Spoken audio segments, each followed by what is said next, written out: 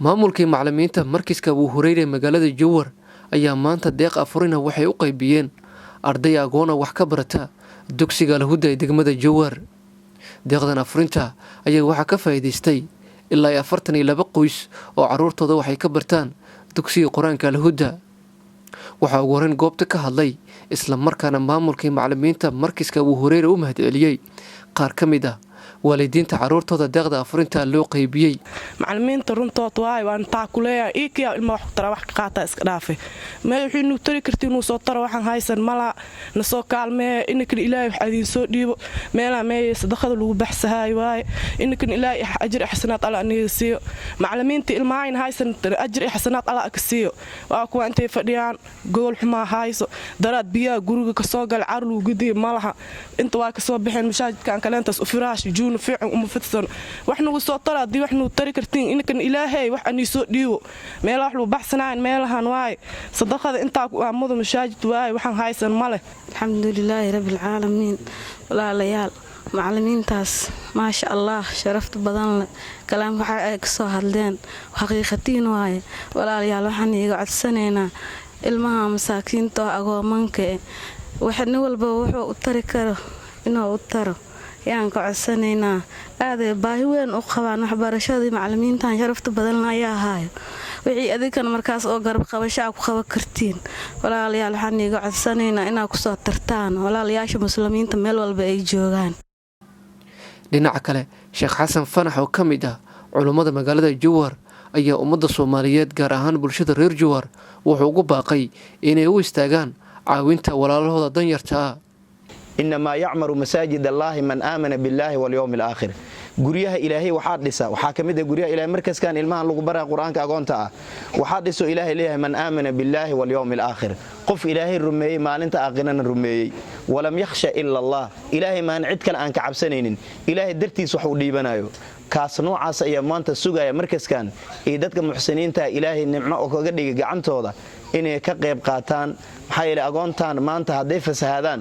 sababteeda anaga yeelanayno haday qaar iyo wanaag iyo bartaan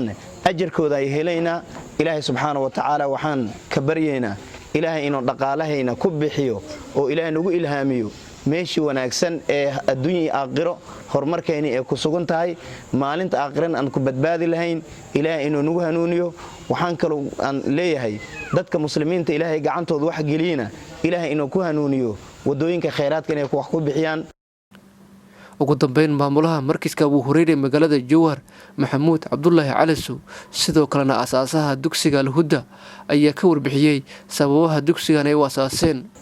wala Allah subhanahu wa ta'ala ee mahad u sugnaatay Allahi nasoo waafajiyay inaan agoontaan halkan joogo inaan u istaagno dhinac kasto haday ahaa lahayd maanta oo maalin Arbaca ah markiska Abu Hurayra ee aasay madrasatul Huda ee dhigtaan ilmo agooman ah dhab ahaantii markiska ayaa aasay oo ku yaal magaalada Jowhar iskugu jiraan agooman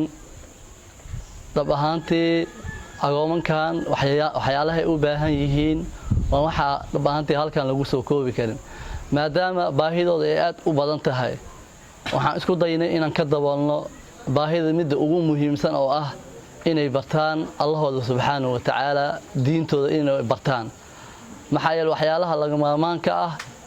ee dhab ahaantii waxa laga yaabaa raashinka cunuga maanta quraacdo kale hadii u gambiso oo ku noolaa kariya laakiin in wax la baro dhab ahaantii noloshooda la baro dhinac kasta baahi kasta oo waxbarasho inaan u istaagno anaga inaan ka daboolno meeshan markiskan madrasadan dhab ahaantii waxa aasay markiska Abu Hurayra waxa bixiyay maamulka ayaa dhulka bixiyay waxaana dhisay markiska ayaa dhisay agoomankan dhab ahaantii macallimiin ayaa u joogto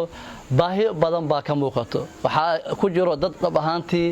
oo quraan soo cunayn oo hal waqti iska cunayo waxyaalaha ilmaha aan ku aragno waxa kamid ah gabar hadda quraanka dhamayso hadda dhinac kale u wareegtay guurtay 3 maalin inay raashin cunin ayaa noo sheegtay iyadoo ooynayso macallimiinta qaar kamid ay arkeen kadibna dhab ahaantii meel baa loo yeelay marka ilmaha baahi badan baa ka muuqato macdaalika anaga waxaan isku xil saarnay inaan baahida diintooda aan daboolno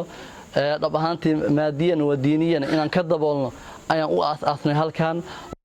dugsiga Al-Huda oo ka mid ah dugsiyada quraanka ee ku yaala magaalada Jowhar ayaa wax ka barta in ka badan 100 arday oo danyar ah kuwaas oo si bilaash ama lacag la'aan ah wax kaga barta dugsiga.